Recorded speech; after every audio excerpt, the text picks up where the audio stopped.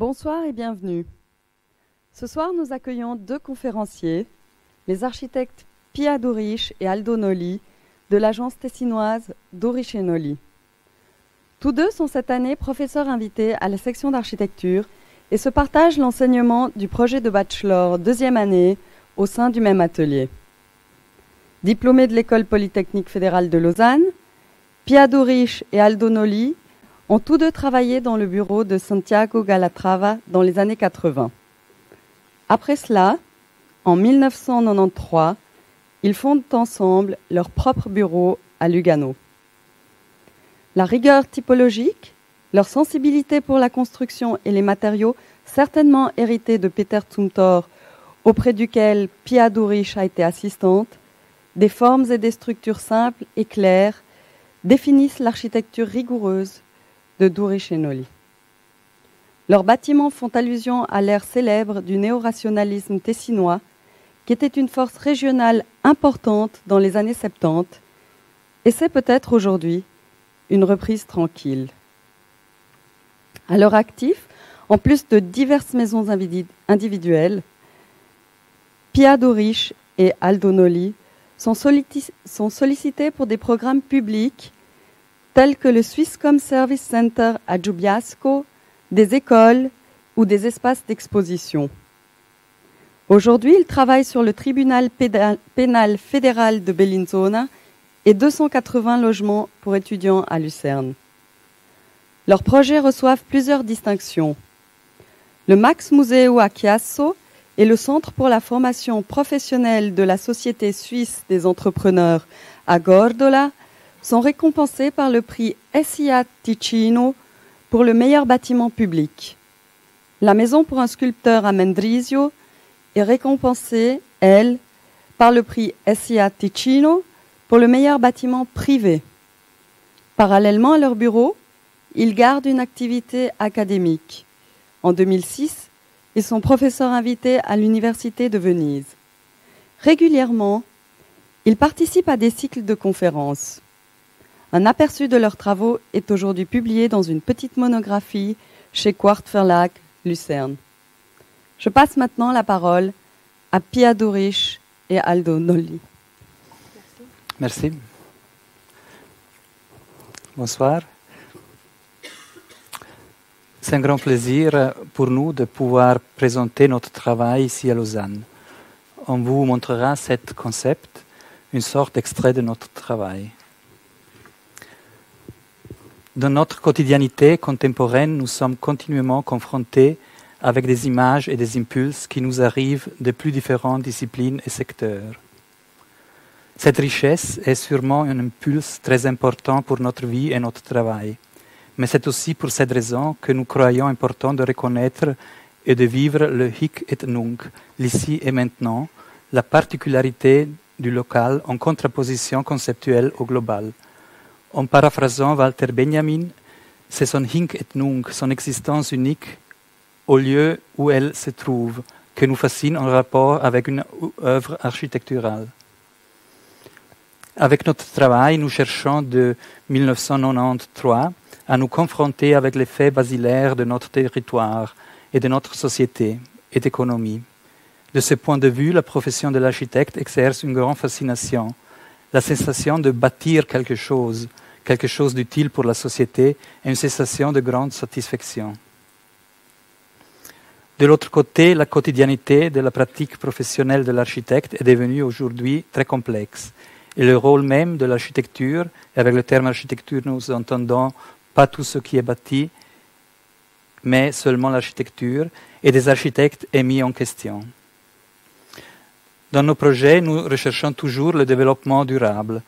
Quand en 1989 à 1993, avec Giancarlo Durisch, nous avons projeté le Swisscom Center à Ljubljasko, en Suisse, le label Minergie, qui est en vogue aujourd'hui, n'existait pas. Mais nous avons réalisé, dans le cadre d'un projet fédéral Énergie 2000, le premier bâtiment à haute efficacité énergétique et écologique du canton Tessin, avec 6 projets pilotes dans le secteur de l'énergie et de l'écologie. Dans la confrontation avec la substance historique, nous avons acquis, avec le projet pour la restauration du Teatro Sociale à Bellinzona, de 93 à 97, la conviction que le moyen meilleur pour la conservation de la substance bâtie est dans son utilisation, dans son usage approprié. Par conséquent, la confrontation avec le nouveau, avec le contemporain, est une condition indispensable. Avec la restauration du monastère bénédictine de Claro, 1996 jusqu'à 2007, nous avons eu l'occasion de collectionner des expériences précieuses en nous confrontant dans une sorte de recherche patiente, avec forme, construction et matériaux de la tradition, et d'apprendre dans le principe de nos clients bénédictines la nécessité d'établir toujours des règles précises et communes. Aujourd'hui, nous désirons vous montrer plus en détail ces projets qui sont de notre point de vue en relation entre eux et qui sont importants pour l'évolution de notre architecture. Le premier projet est notre premier projet pour une habitation, la maison pour un artiste, bâtie entre 1998 et 2000. La maison est insérée dans un contexte historique dans le noyau médiéval de Mendrisio. Elle est située entre l'ancien prétoire et un ancien monastère, une sorte de bâtiment de connexion caractérisé par une typologie originale qui est difficile à définir avec précision aujourd'hui. La substance historique originale avait été détruite dans le cadre des divisions héritières typiques du canton Tessin et la maison fut divisée en plusieurs unités d'habitation. La maison était caractérisée par la superposition de deux différentes structures. Le mur en pierre des façades forme une enveloppe solide et précise, caractérisée par la superposition de différentes fenêtres appartenant à différentes époques, à partir du XIIIe siècle. La structure intérieure originale avait été détruite à partir du XIXe siècle. La nouvelle structure se déployait sur 4 étages, au lieu des 3 étages originaux, et était caractérisée par des interventions précaires du point de vue qualitatif réalisées en 1930. Une partie des fenêtres médiévales furent murées, ainsi que l'entrée principale. Les espaces étaient sombres et restreints.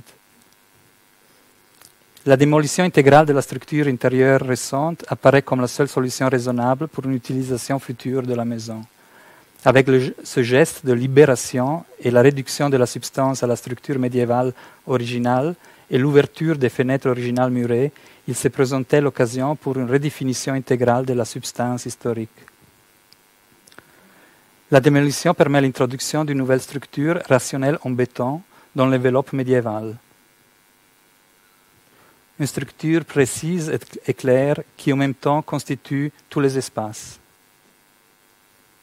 C'est le thème classique de la maison dans la maison. Il se développe un nouveau équilibre, une sorte de jeu savant entre les deux structures fortes et précises. C'est le début d'un dialogue entre vieux et nouveau, une alternance de superposition de lumière, matériaux, espace, perception et son. Ça, c'est le niveau de l'entrée. Grâce à la démolition de la structure intérieure récente, l'entrée principale originale, fermée par l'escalier, a été libérée et devient l'entrée pour l'espace d'exposition de l'artiste. Au premier niveau, le niveau du jardin, séjour et salle de manger, cuisine, salle de lavage, accès au jardin. Les éléments portants sont aussi les éléments qui constituent l'espace. Ils sont de chaque fois adaptés localement aux exigences. Ils contiennent la cuisine, la toilette, la cheminée. Au deuxième niveau, les chambres à coucher et la salle de bain. Ici, la structure est complétée par des divisions légères qui ferment les chambres et constituent le couloir. Le troisième niveau est caractérisé par un espace haut qui arrive jusqu'à la toiture. C'est la bibliothèque et le studio privé de l'artiste, la salle des jeux. Dans la section longitudinale, on devine le jeu entre l'enveloppe avec les ouvertures originales irrégulières et la structure en béton précise et régulière. Des situations de lumière différenciées se déploient. La façade côté de la cour, les ouvertures originales ont été reconstituées. La façade côté jardin, reconstitution de l'état original avec l'ouverture des fenêtres partiellement murées et la démolition des petites annexes. Ici le bâtiment terminé. La matérialité typique de l'ancienne façade médiévale donne une atmosphère particulière au lieu, une sorte de caractère archaïque, qui est renforcé la nuit où l'intimité moderne de l'intérieur devient visible à l'extérieur. La cour, la porte d'accès principale, a été réouverte. On voit l'espace d'exposition de l'artiste avec les sculptures. La chambre à coucher de l'artiste et de sa femme, une petite chambre avec un système simple où on peut doser la lumière. La maison a un standard très simple. À la première étage, le séjour, salle à manger, cuisine. La structure en béton est clairement définie, ainsi comme les murs médiévaux qui sont revêtus avec un crépi en chaux. On voit le jeu de petites fenêtres sur le plafond qui donnent une lumière particulière vers le soir. Les nouvelles fenêtres, à la dernière étage, celles de la bibliothèque et du studio, sont accrochées avec un détail très simple et direct au ancien mur. Le rapport entre nouveau et substance est très direct. Les ouvertures accrochées au sol donnent, grâce à la perspective particulière, une vue très agréable sur le jardin, situé de niveau plus bas. Les matériaux sont très simples et économiques. Béton apparent pour la nouvelle structure, tuiles en ciment blanc pour les planchers. Sauf l'espace d'exposition au rez-de-chaussée qui est en ciment coulé. Les éléments en béton sont complétés par des éléments de remplissage en bois. L'espace de l'escalier qui connecte les 4 étages. C'est ça le premier projet. Maintenant, on va parler du deuxième, Loft B, né de l'expérience de la maison pour un artiste et du projet pour le musée. Ok. Juste? Ok, c'est juste. Loft B, né de l'expérience de la maison pour un artiste et du projet pour le Max Museo Chiasso, qu'on verra plus avant. Loft B est un bâtiment substitutif pour l'appartement du concierge, bâti en 1988 au-dessus d'un dépôt de meubles dans la zone industrielle de Riva San Vitale, un village au bord du lac de Lugano. L'appartement était très sombre et présentait une subdivision des espaces inutilement compliquée, qui ne convenait pas aux exigences du propriétaire du dépôt de meubles. En tout cas, un bâtiment mal réussi. La situation est caractérisée par un petit fleuve qui constitue la division entre zone industrielle et zone résidentielle. Perpendiculaire à la fleuve, la rue avec le petit pont qui sépare la zone industrielle de la zone agricole. Le bâtiment industriel du dépôt des meubles de 1930 se distingue par une structure claire avec une grille régulière des piliers et voûte murée. Le loft est conçu comme surélévation qui utilise comme accès la connexion verticale existante du bâtiment industriel. Le plan est caractérisé par une identité substantielle entre éléments portants et division. 3 modules habitatifs, cuisine, escalier, toilette, chambre à coucher, bain et bibliothèque cheminée, sont conçus comme modules spatial complètement détachés des façades. La façade entièrement vitrée forme sans interruption tout le périmètre de l'espace du loft. L'espace intérieur est rempli d'une lumière diffuse particulière, très agréable, qui rappelle les maisons japonaises traditionnelles. La façade translucide en verre profilé doublé, rempli avec une isolation thermique transparente de nouvelle conception, qui forme tout le périmètre du loft, est percée dans des points précis par des fenêtres coulissantes de grand format, qui définissent des relations précises avec l'extérieur et des atmosphères particulières. Ici, les sections, vous voyez.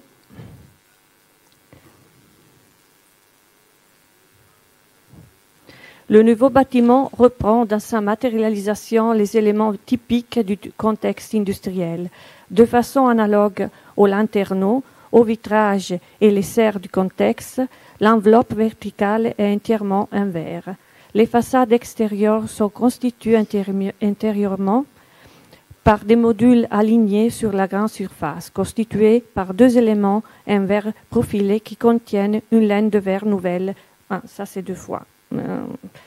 Ce tissu en laine de verre permet d'achever des bonnes valeurs d'isolation thermique et obtenir une diffusion de la lumière optimale vers l'intérieur du bâtiment. Entrée par le vieux dépôt.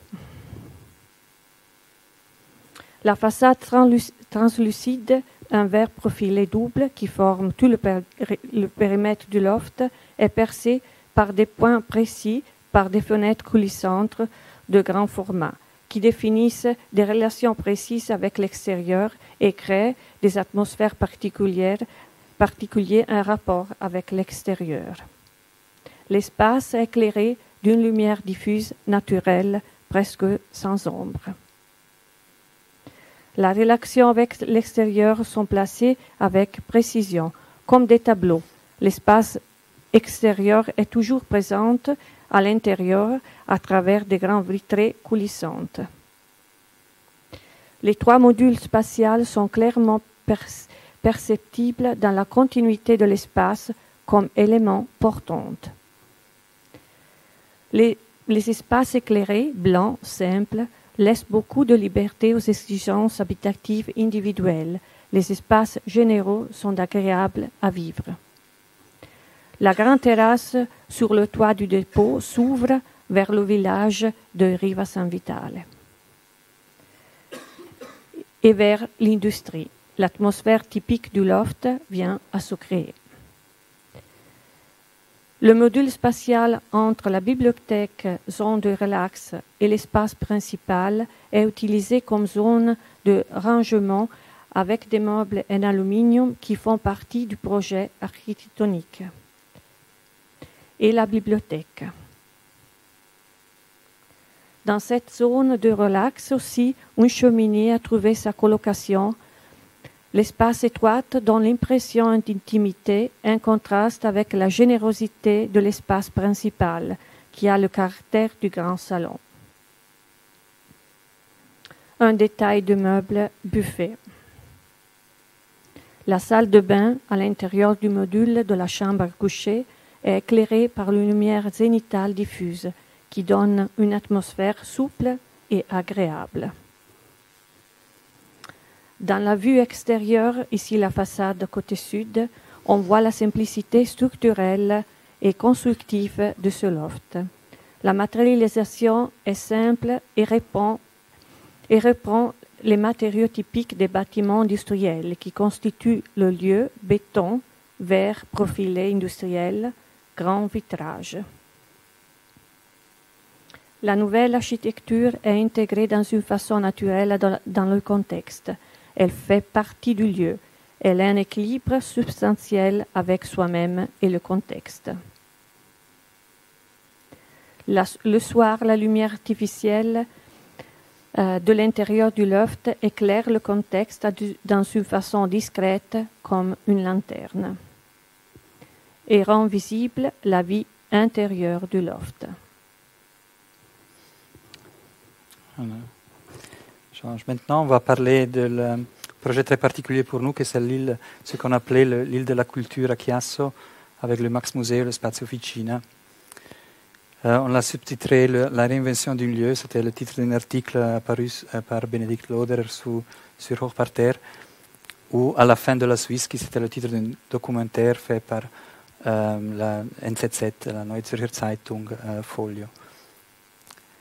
Et nous arrivons maintenant à un projet très important pour nous, la redéfinition, quelqu'un a dit, la réinvention d'un lieu, pour lequel notre engagement est allé bien au-delà du projet même. Le centre culturel à Chiasso, un projet qui traite son origine du rencontre presque par hasard des justes ressources et des justes idées au juste moment et que peut-être vous connaissez déjà. Point de départ est Chiasso, qui on aime définir la fin de la Suisse en son géopolitique avec sa mer de voies et le caractère d'une ville de port. Chiasso à la frontière avec l'Italie est la plus grande gare de marchandises en Suisse.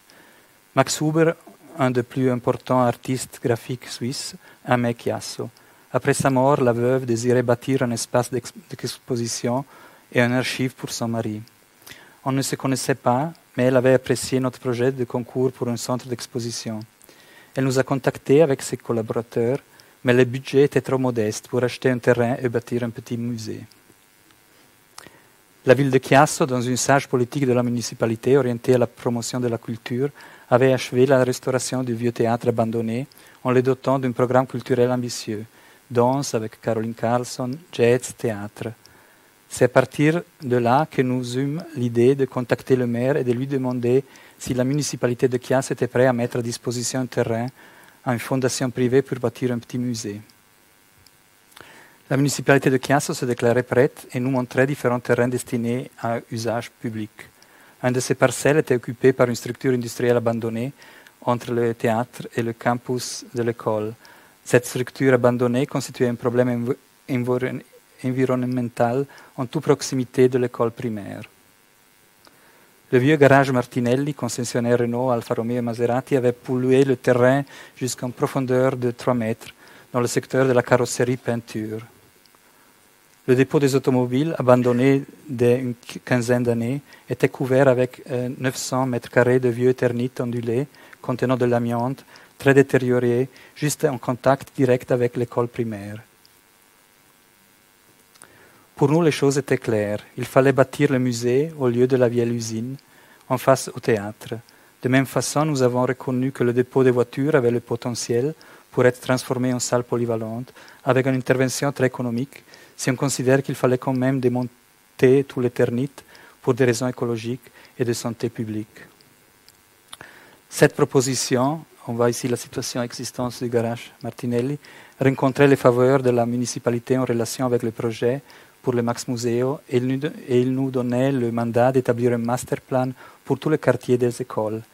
Ici, on voit la situation existante, dépôt des voitures, usines, carrosserie peinture, parking des enseignants. Ça nous a permis d'établir un master plan pour cette zone industrielle abandonnée qui contenait la proposition de démolir des parties critiques du point de vue environnemental, mais de conserver le volume du dépôt des voitures et de le transformer avec un effort limité dans une salle polyvalente dédiée à la culture. On avait reconnu le potentiel du lieu. Avec des moyens limités, avec peu d'éléments nouveaux, avec la synergie des publics et privés, un lieu nouvel, entièrement dédié à la culture, pouvait se générer. Aussi, le petit jardin public existant devenait partie du nouvel lieu. Au lieu de la carrosserie peinture, où il s'agissait d'excaver le lieu jusqu'à 3 mètres de profondeur et de le porter dans un dépôt de déchets spéciaux, nous proposions de bâtir dans cet endroit la salle de gymnastique prévue pour l'école secondaire et de l'enterrer partiellement. Sur la base de notre master plan, en 2006, un concours public a été lancé et la salle de gymnastique dans laquelle nous étions représentés dans la jury a été bâtie. La salle de gymnastique vient juste d'être terminée. Le dépôt des voitures, de quoi on a parlé, a été transformé par une intervention minimale en spazio officina, espace usine, une salle polyvalente de 800 mètres carrés, douée d'un minimum d'infrastructures techniques et un standard de finissage industriel. La façade sud, libérée par la démolition de la vieille usine, a été fermée avec des modules containers qui contiennent les services sanitaires, la cuisine et la technique pour la régie et la télévision. Avec des moyens très simples, on a obtenu une bonne acoustique et des espaces de dépôt pour les chaises et le matériel technique. On voit ces armoires dans le plan. En analogie avec les modules de façade, des modules lanternaux sont disposés sur la grande toiture pour éclairer le grand espace polyvalent. La section longitudinale montre les grands lanternaux. La façade principale montre le volume original du dépôt qui a été complètement enveloppé par une isolation thermique appropriée revêtue par un peu métallique en tôle de zinc ondulée. Les sections transversales montrent la simplicité conceptuelle de la salle. Les éléments ajoutés sont conçus comme des modules indépendants. Les façades sont caractérisées par la peau en tôle de zinc ondulée. Le musée, le concept spatial et la structure du Max Museo présentent des analogies avec la maison pour un artiste et avec le loft B. Les éléments structurels sont en même temps les éléments qui constituent l'espace.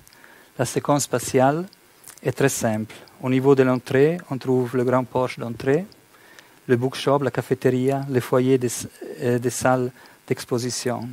À la première étage, 3 salles d'exposition et un petit cours ouvert vers le ciel. Au niveau inférieur, une salle d'exposition séparée comme salle polyvalente pour conférences et vidéos et l'archive de Max Huber. La structure symétrique avec le grand porte-à-feu aux deux extrémités est interprétée de façon différente de chaque côté de la section longitudinale. Les 2 noyaux portants au rez-de-chaussée portent les poutres longitudinales qui rendent possible des grands porte-à-feu. Le porche d'entrée sur un côté, la salle polyvalente vitrée sur 3 côtés à l'autre extrémité du musée. Les sections verticales montre la simplicité et la clarté structurale du bâtiment. La structure, dans une maquette de travail, symétrique, simple. Le troisième noyau a seulement une fonction de stabilisation et contient l'ascenseur. Cette structure est enveloppée presque comme un bas transparent avec du verre. Le revêtement extérieur en vitre profilée industrielle qui filtre et diffuse la lumière. Dans le détail, on voit la peau extérieure en verre profilée, autoportant, et la paroi intérieure des salles d'exposition vitrées à l'intérieur par un vitrage en verre dépoli à l'acide. C'est une façade à double couche. Ici, une image de cette couche entre le verre et les parois intérieures. Et ça donne l'apparence extérieure du musée, une présence particulière d'un corps enveloppé dans une voile translucide. Le porche d'entrée mesure 9 par 9 mètres en porte-à-feu. L'hauteur limitée de cet espace donne des proportions qui accentuent le porte-à-feu. Le niveau du vieux parking des enseignants a été baissé au niveau du jardin de l'école primaire. Le dessin simple du revêtement du sol en asphalte des nouveaux espaces publics extérieurs s'attache à la mémoire du vieux parking. Les nouveaux espaces publics sont reliés aux espaces publics de l'école. Le nouveau porche en béton connecte la rue avec l'entrée de l'école et constitue en même temps un filtre entre l'espace public du pôle culturel et les jardins de l'école. La nuit, l'interstice entre la peau vitrée extérieure et le corps du bâtiment est allumé. Le bâtiment devient une lanterne qui éclaircit la rue et donne un accent important dans l'espace urbain. La peau presque noire du spazio officina contraste avec l'enveloppe translucide et blanc du musée. Les modules container de la salle polyvalente sont conçus comme des vitrines pour afficher les programmes culturels du centre culturel.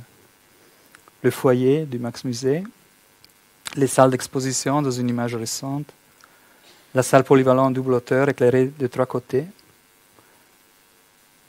le foyer, l'escalier comme espace de connexion entre les différents niveaux.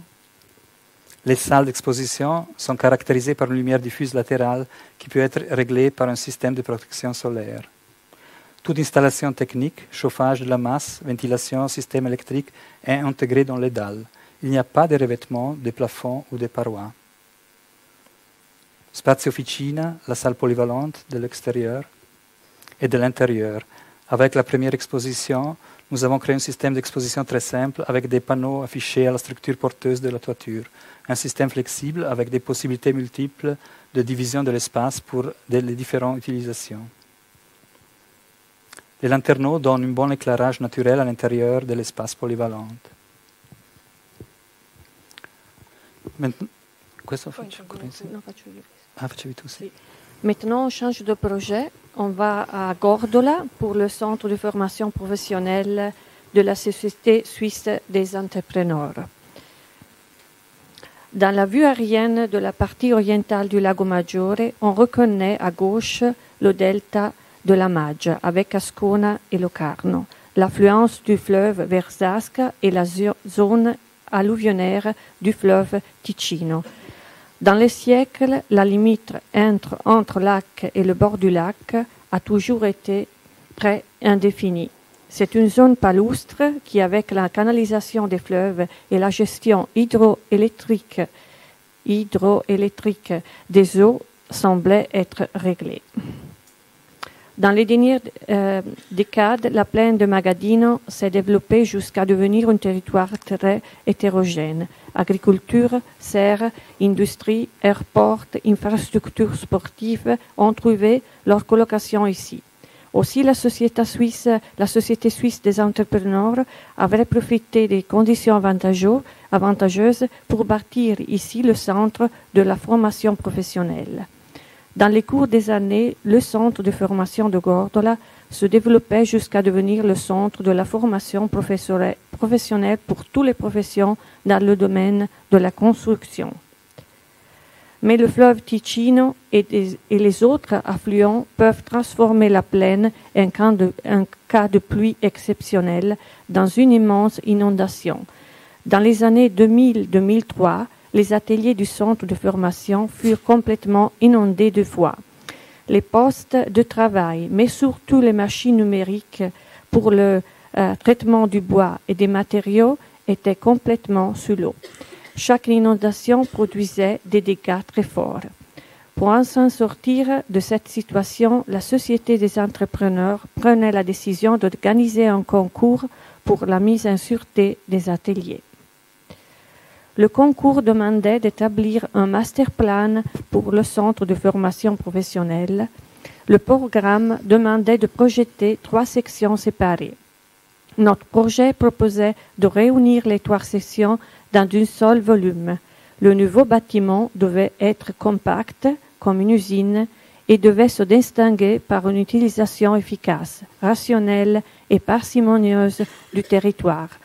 Nous disposions le bâtiment à la limite orientale de la parcelle sur une plateforme en orientant les ateliers vers nord. Le nouveau bâtiment devait porter les ateliers sur une hauteur protégée des inondations. C'est aussi important pour nous de ne pas interrompre avec un bâtiment la plaine de Magadino dans son flou, dans sa continuité. Notre concept était celui de poser les nouveaux ateliers comme une pièce de travail précise et précieuse sur un banc de travail qui le protège des inondations. La plateforme porte le bâtiment au-dessus de la côte de crue et donne une continuité à la plaine. Le plan du rez-de-chaussée montre la structure régulière de la plateforme. Nous décidons d'augmenter le niveau minimal demandé par les ateliers d'environ 80 cm pour permettre l'utilisation de l'espace sous la plateforme, pour le parking et pour les dépôts des matériels lourds. La trame structurelle de la plateforme de 9 par 12 mètres est basée sur un multiple du module de 3 mètres. Tout le bâtiment est conçu sur ce module de 3 mètres, qui correspond au module idéal pour les postes de travail au banc dans les ateliers. Le niveau des ateliers est conçu comme une construction légère en acier. Chaque section dispose du module à 2 étages, où sont disposés les garde-robes au niveau inférieur et les salles pour l'instruction théorique au niveau supérieur. Chaque section, menuisier, constructeur métallique, charpentier, en une entrée séparée. Les 3 ateliers sont alignés en série sur l'axe longitudinal. Tous les ateliers sont construits sur le module de 3 mètres qui s'attend sans exception sur toute la longueur du bâtiment. Les ateliers sont libres de tout élément portant sur toute la largeur de 27 mètres. Les ateliers sont conçus comme des usines de fabrication qui peuvent être adaptées librement aux exigences des utilisateurs. Chaque place de travail, module de 3 mètres, dispose de sa propre unité de lumière naturelle par le shade orienté à nord. Une lumière agréable, diffuse, unitaire et naturelle éclaircit l'espace dans une façon idéale, sans ombre. Les niveaux supérieurs de chaque section sont constitués d'espaces compléments libres d'éléments portants, comme les ateliers, et contiennent les salles d'instruction théorique et de dessin. Ces espaces peuvent être facilement adaptés aux exigences individuelles des utilisateurs. Ici, vous voyez la structure du toit. La vue de la toiture est caractérisée par le système d'échelle basé sur la trame structurelle de 3 mètres par 27 mètres. Le système structurel est simple et précis. Il reçut dans un seul coup toutes les exigences posées à la protection contre les inondations, la flexibilité fonctionnelle, structure, légèreté, lumière, ergonomie du travail. C'est un organisme simple et efficace. La structure de la couverture couvre tout l'espace des ateliers comme un tissu continu dimensionnelle. Vue côte campus, les accès, et puis la section longitudinale où on voit la structure régulière. Vue côte livraison, plateforme pour le changement du matériau. Ici, la maquette en 2000 montre le bâtiment réduit à l'essentiel. Le défi pour nous, c'était de maintenir le caractère de cet organisme dans son essentialité et précision, aussi avec toutes les contraintes de la réalisation. Maintenant ici, le bâtiment bâti. Le bâtiment apparaît comme une arche prête à la prochaine crue. Inondation, appui sur les supports. Le rapport avec le paysage est très particulier. C'est une caractéristique du matériel de la façade, une tôle ondulée en acier inoxydable, brillant, qui fait que l'expression du bâtiment s'adapte à chaque fois à l'atmosphère du contexte. Une autre vue de l'arche, un détail d'un escalier d'accès, une vue du parking au-dessus de la plateforme, la particularité du matériel brillant de la façade, la lumière à l'intérieur, ici le foyer au niveau supérieur, est très agréable et diffuse. L'absence d'ombre rend l'ambiance agréable. Salle de théorie. Grâce à la lumière diffuse des sheds, les espaces peuvent être utilisés avec différentes orientations.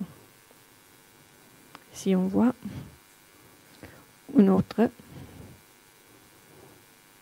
Ça, ce sont les classes de théorie. Et maintenant, ici, les ateliers de formation. Ici, les constructeurs métalliques.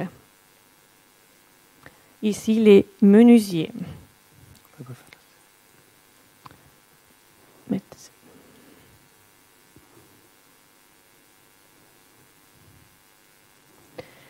Et une dernière séquence d'images qui montre le rapport particulier entre bâtiment et paysage.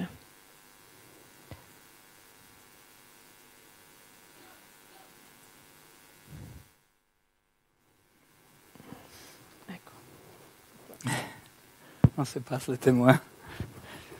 Et maintenant, on passe à un projet pour des logements pour 280 étudiants à Lucerne.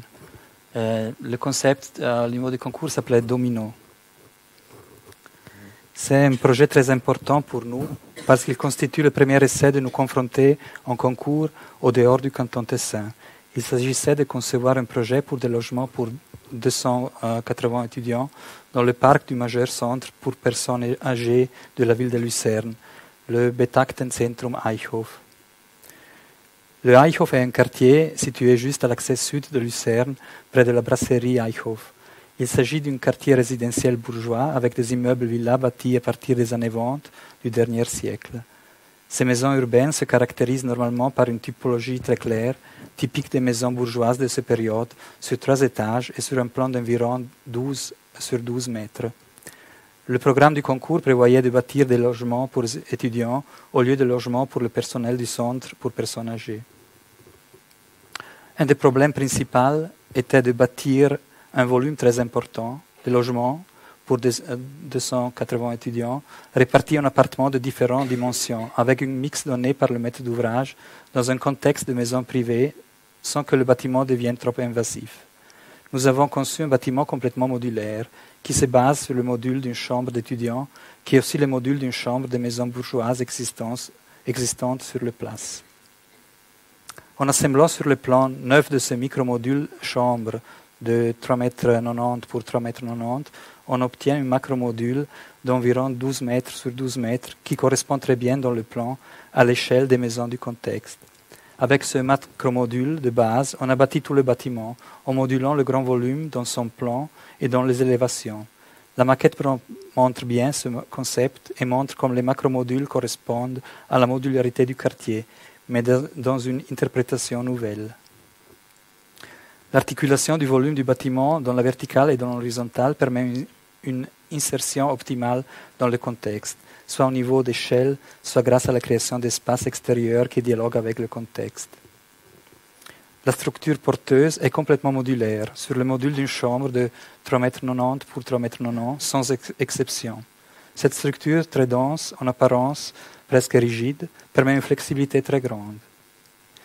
En contraste avec la précision et la régularité de la structure, le parcours extérieur qui relie les différents entrées au logement est sinueux, avec un tracé à méandre qui devient lieu de rencontre des étudiants. Les cages d'escalier et le module ascenseur-foyer respectent le module de base donné par les chambres. Le programme prévoyait un mix d'appartements très précis, avec appartements de tailles différentes, des appartements de toutes les dimensions, une chambre, 2 chambres, 3 chambres, jusqu'à 5 chambres, avec le nécessaire espace commun de séjour, cuisine, salle à manger. La structure modulaire permet une grande flexibilité dans la disposition des appartements souhaités et une grande richesse de différentes typologies d'appartements. Comme dans un jeu de combinatoire, les différents appartements sont disposés sur les étages avec les cages d'escalier comme seul point fixe. Le résultat, c'est une grande diversité des appartements, une très grande flexibilité dans l'adaptation des typologies aux exigences des différentes tailles du mix d'appartements souhaités et une grande densité. Comme dans un grand jeu de domino, en 3 dimensions, les appartements de différentes tailles sont combinés et superposés. Aussi, les coins du volume extérieur qui s'adaptent aux lois du lieu sont résolus sans exception aux règles du jeu. On séquence des exemples de différentes typologies d'appartements.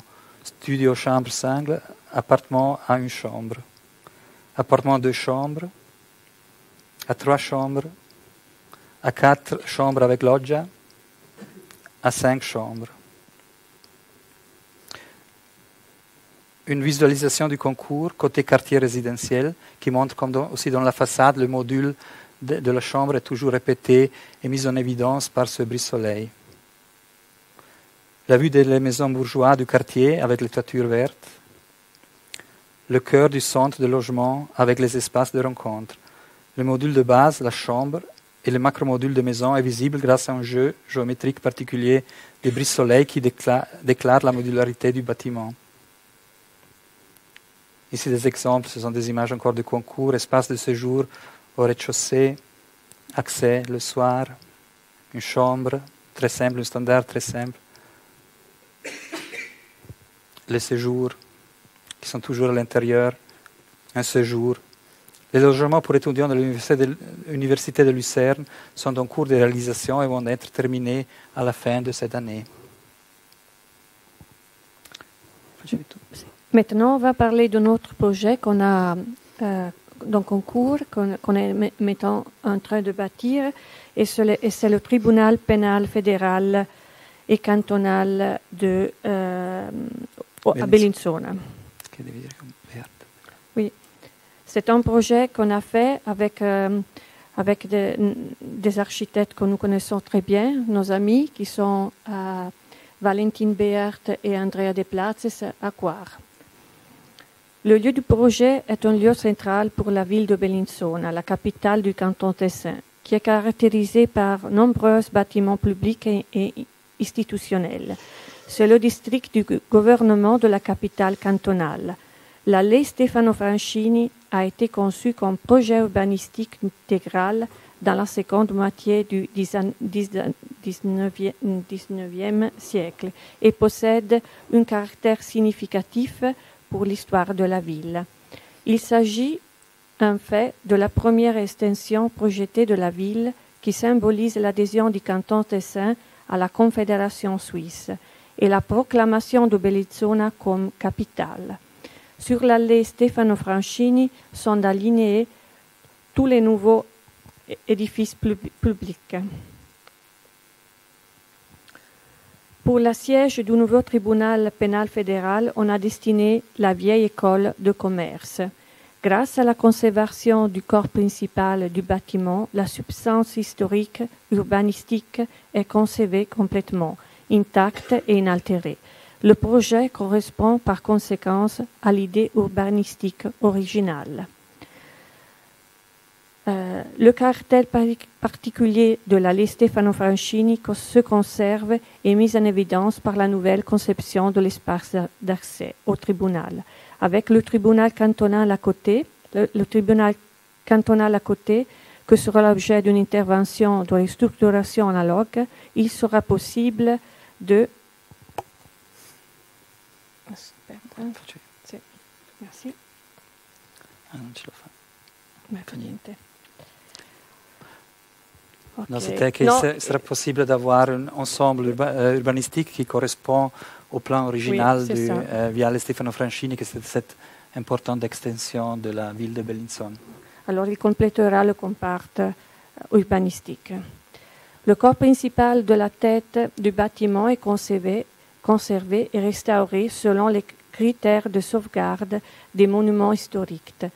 Le corps latéral du bâtiment ont été démolis et sont substitués par un nouveau édifice à 3 étages qui correspond à toutes les exigences fonctionnelles, techniques et spatiales des nouveaux utilisateurs. Grâce à l'addition d'un étage dans le volume donné du bâtiment, tout le programme des locaux trouvera sa place. Le concept ambitieux est de créer un nouveau bâtiment unitaire où le vieux corps principal se fond dans une unité spatiale avec le nouveau corps du bâtiment, donnant vie à un nouveau organisme unitaire. La section est caractérisée par une séquence d'espace, un crescendo de voûtes qui porte jusqu'au noyau du bâtiment, le cœur du tribunal. La lumière zénitale diffuse éclaire les espaces principaux et emphatise la dignité de l'institution. Les espaces de travail, les bureaux de juges et des collaborateurs sont disposés autour de la salle du tribunal et séparés par des cours fermées qui laissent filtrer la lumière naturelle à l'intérieur du bâtiment.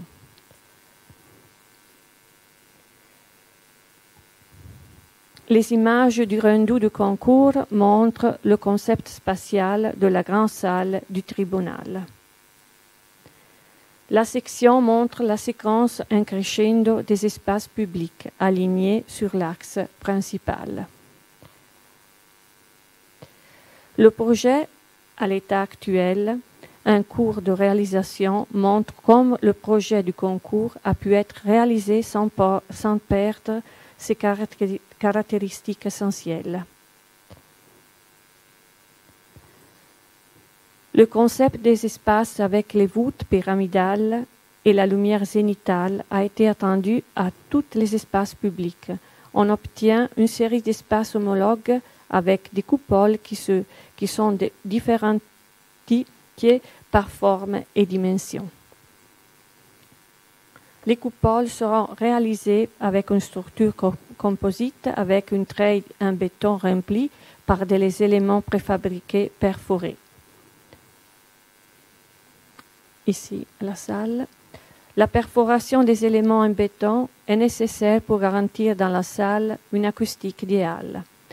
La coupole est constituée des éléments triangulaires identiques avec un relief qui est conçu de façon que le dessin de la coupole résulte unitaire. Ici, c'est la visualisation de la salle du tribunal. Tout le bâtiment nouveau en est conçu en béton blanc apparent. Ici, un élément préfabriqué qui est maintenant en production. Je regrette de ne pas vous montrer peut-être plus de ce projet, mais on a des dispositions de maître d'ouvrage qu'on ne peut pas montrer trop pour question de sécurité. Et le prochain projet, il faut dire, ce projet c'est en synergie avec nos amis Beate de Platzes, de Coire, et aussi pour la coupole, on a travaillé avec Ramazio Kohler, ce sont des architectes de Zurich, ils sont professeurs à l'ETH à Zurich et sont spécialisés en modélisation 3D, pour trouver ce module qui se répète sans s'apercevoir que c'est toujours le même module. On a beaucoup compté sur leur collaboration. Pour terminer, on passe au dernier projet, c'est un tout nouveau projet de concours qu'on n'a pas gagné. Le résultat est sorti maintenant. On était 4e, mais un projet que nous a plu faire. C'est le nouveau théâtre de la ville au vieux manège militaire à Aarau, qu'on avait appelé dans le concours der Blaue Reiter, le cavalier bleu. C'était Kandinsky qui avait écrit un traité sur les scénographies et au quoi on s'était inspiré. Et c'est le dernier projet qu'on va présenter. Un projet très récent, une compétition qui a été jugée la semaine dernière. Il s'agit de la transformation du vieux manège militaire en théâtre de la ville d'Aarau. La ville d'Aarau a une histoire très particulière. La ville fondée par les Habsbourg avait le noyau médiéval qui est clairement visible sur la photo aérienne. Avec le noyau médiéval, devient en 1798 le lieu de proclamation de la République helvétique et pour une brève période, Aarau en est la capitale de la Suisse. C'est dans cette période que sur le côté est du noyau médiéval est projeté le nouveau quartier administratif de la capitale avec la caserne et les premiers bâtiments pour les fonctionnaires. Le quartier de la caserne, qui en va au milieu de cette rue aérienne, dans les dernières années, s'est ouvert en partie à la vie publique de la ville. Un parking public a été bâti sous la place de la caserne et les vieilles halles du manège militaire ont été abandonnées. La ville d'Aarau a décidé de destiner le vieux manège militaire à théâtre de la ville d'Aarau et d'organiser un concours public. Le contexte du quartier de Aarau, capitale fédérale, est caractérisé par une générosité des espaces publics et des bâtiments pour les offices publics et les fonctionnaires. On avait déjà bâti tous ces maisons pour les fonctionnaires qui devaient arriver à Aarau. Les espaces pour les piétons ont des dimensions généreuses et la ville d'Aarau prévoit une valorisation des espaces publics autour du quartier de la caserne. Aussi dans la vieille ville, qui est très bien rattachée au quartier fédéral, des espaces publics généreux caractérisent les espaces urbains. Les vieilles fossés à l'extérieur des murs de la vieille ville ont été remplis pour constituer une place pour les marchés. Seulement autour du district militaire de la caserne, ce parcours public ne sont pas continués, mais ont un caractère très précaire, caractérisé par des murs qui fermaient la caserne. La qualité de ces espaces n'est plus appropriée pour l'attitude urbanistique actuelle de la ville. La grande halle du manège militaire est un espace fort, caractérisé par la belle structure en bois. Il s'agissait de conserver dans sa substance la mémoire d'un espace de qualité extraordinaire sans commettre l'erreur de la conservation historique, mais au contraire de le placer dans l'avenir avec l'installation de 2 salles de théâtre. En partant des préexistences du lieu, qui a une forte identité et une forte connotation urbanistique, mais qui toutefois n'a jamais été facilement accessible au public, le défi était de transformer le site dans un quartier dynamique et bien fréquenté, où chacun puisse se sentir dans un contexte harmonieux, donnant un son d'appropriation du lieu militaire. Les espaces autour du manège, mais aussi les espaces maintenant démilitarisés de la caserne, sont considérés un espace continu qui sera traversé par le public pour visiter le nouvel théâtre, mais aussi pour rejoindre le marché, la vieille ville ou le quartier administratif de la vieille capitale fédérale, dans une séquence de rues et sentiers.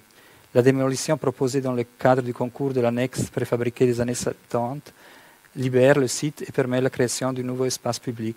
On a posé aussi ces arbres. Le projet part d'un concept simple que, sauf le sous-sol indispensable sous la halle existante, toutes les interventions dans la substance historique doivent être réversibles.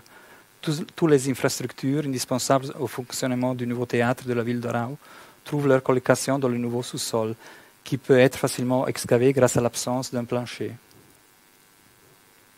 Ici le plan de sous-sol avec les dépôts, la technique, les salles de technique de régie, les garde-robes des artistes. Les suivants concepts sont formulés dans le concours. La structure en bois du manège, qu'on voit ici dans la section transversale, est conservée intégralement et n'est pas touchée ou modifiée. À la structure en bois du manège est superposée une structure légère, discrète, noire, en acier, qui sert comme structure porteuse de la technique scénographique et des installations théâtrales. Le foyer, en analogie à une scénographie, est conçu comme structure légère à l'intérieur de la hall, sans toucher la structure en bois. Il contient en même temps les locaux et les conduites techniques pour les installations électriques et de la ventilation. La structure en bois et la structure en acier superposée.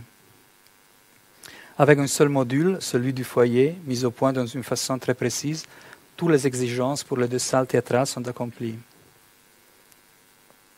La précieuse structure en bois du toit est intégralement conservée et reste visible dans les 2 salles du théâtre. La façade reste complètement intacte. La halle du manège est conçue comme pure halle de théâtre. Le schéma du foyer avec les installations de ventilation, en réalité ce module de foyer est une machine, est comme un moteur qui contient tous les éléments qui sont nécessaires pour faire du théâtre, pour transformer le manège en théâtre. Les stalles pour les chevaux sont surélevées avec un bâtiment cavalier qui contient la salle pour les essais, l'administration et les usines, sans toucher le bâtiment original. Ici des images de concours. Le foyer. Dans le module du foyer, on a recherché à créer l'atmosphère particulière de théâtre, avec les couleurs rouge, or et blanc. L'atmosphère est emphatisée par la grande boule qui, comme un soleil artificiel, allume avec sa couleur d'or le foyer. La salle du théâtre, vue de la scène vers le tribune et le foyer, le module du foyer côté salle est configuré de façon à donner l'impression d'une continuité spatiale de la structure en bois. Le foyer est lu comme une scénographie bâtie dans l'espace. La salle est entièrement et librement modulable. La scène, vue de la tribune, la structure noire pour la technique théâtrale est très légère et discrète. Et on va terminer avec une image des espaces qui étaient très importants pour nous et qui n'ont pas été suffisamment, selon notre opinion, considérés dans l'évaluation du concours. Toutes les activités qui n'ont rien à voir directement avec les représentations théâtrales sont disposées dans le bâtiment superposé aux stalles à chevaux. Et ces espaces publics ouverts vers la ville, vers les arbres au fond, sont les arbres du marché, de la rue du marché, est ouverte. Et avec ça, on termine. Merci.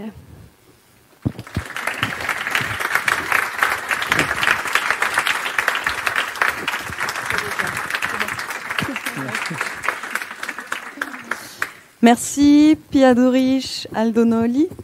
Peut-être qu'il y a des questions dans la salle.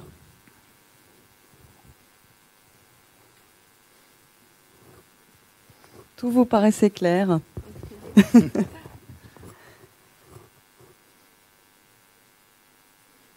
Pas de questions. Alors je vous propose de clore cette conférence et merci d'être venu. Merci.